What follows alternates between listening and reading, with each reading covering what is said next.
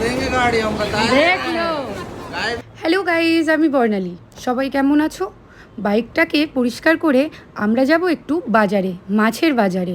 ওই বাজারে প্রত্যেকটা মানুষ বাঙালি, আর ওটা বাঙালিই মাছের বাজার। সবসময় বলতে থাকি, তুমি বাইকটাকে যতটা ভালোবাসো আমাকেও তো একটু ভালোবাসতে পারো। বাইককে বেশি ভালোবাসো, আমায় কম ভালোবাসো। অ্যাকচুয়ালি মেয়েরা যেমন মেকআপ সাজুগুজু করতে পছন্দ করে, ছেলেরা তেমন তাদের গাড়িকে সুন্দর করে গুছিয়ে সাজিয়ে রাখতে পছন্দ করে। এই যে সামনের লাল বিল্ডিংটা দেখতে পাচ্ছ, এটা একটি সরকারি স্কুল। আর এখানে ইংলিশও পড়ানো হয় আর হিন্দিও পড়ানো হয়। প্রচুর ছাত্রছাত্রীরা পড়ে এই স্কুলে।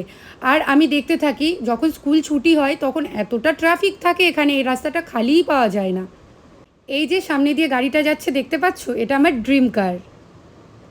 আজকেও মেঘলা ওয়েদার, 3 দিন ধরে মেঘলা ওয়েদার আছে। দিল্লিতে এত গরম পড়ে কি আর বলবো, যেমনি গরম তেমনি ঠান্ডা, সহ্য করার বাইরে। আমি এখন যে রাস্তাটা দেখাবো, ওই রাস্তাটা হলো, এখানে না প্রত্যেকটা মানুষ বাঙালি, মানে বলা যেতে পারে বেশিরভাগ মানুষগুলোই বাঙালি। এই জায়গাটার নাম শেয়ার পার্ক, ফুল ফর্ম হলো চিত্তরঞ্জন পার্ক। দিল্লিতে যেটাকে পানিপুরি বলা হয়, মানে ফুচকা, বাঙালি ফুচকা পাওয়া যায় এখানে। এখানে পানিপুরি বলতে ওই মটর আর টুকরো টুকরো করে আলু দিয়ে পুদিনা পাতার জল দিয়ে ওটাকে পানিপুরি বলে, কিন্তু একদম টেস্টি না, বিশ্বাস করো। ওই যে গরুগুলোকে দেখতে পাচ্ছ, ওই গরুগুলো চিক্কাগোজ খায়, জানো তো?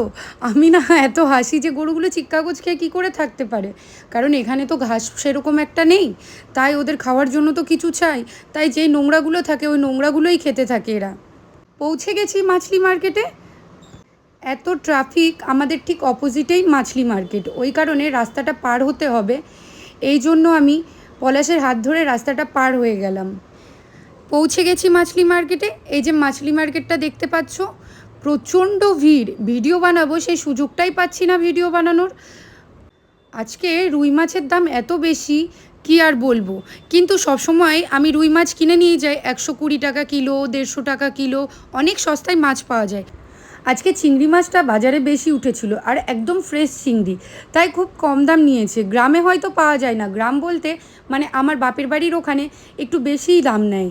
চিংড়ি মাছ আজকে 300 টাকা কিলো ছিল। আমি 1 কিলো চিংড়ি মাছ নিয়েছি আর একটা রুই মাছ নিয়েছি। আমি এখন তোমাদেরকে একটা হেভি জিনিস দেখাবো, কিন্তু ওই জিনিসটাকে বলতে হবে তোমরা চেনো, তোমরা কে কে খেতে পছন্দ করো বলো তো?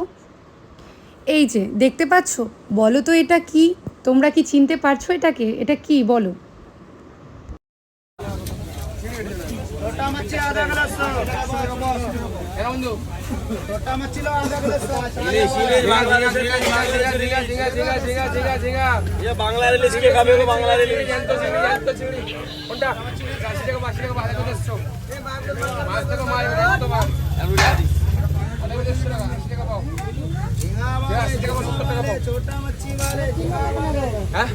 কিলো 280 টাকা মাছ দেওয়া আছে।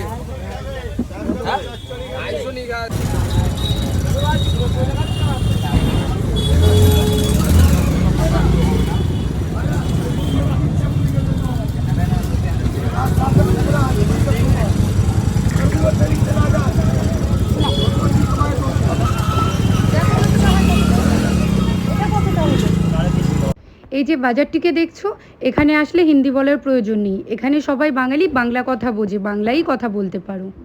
ভিডিওটা লাইক শেয়ার কমেন্ট করে দিও। বাই।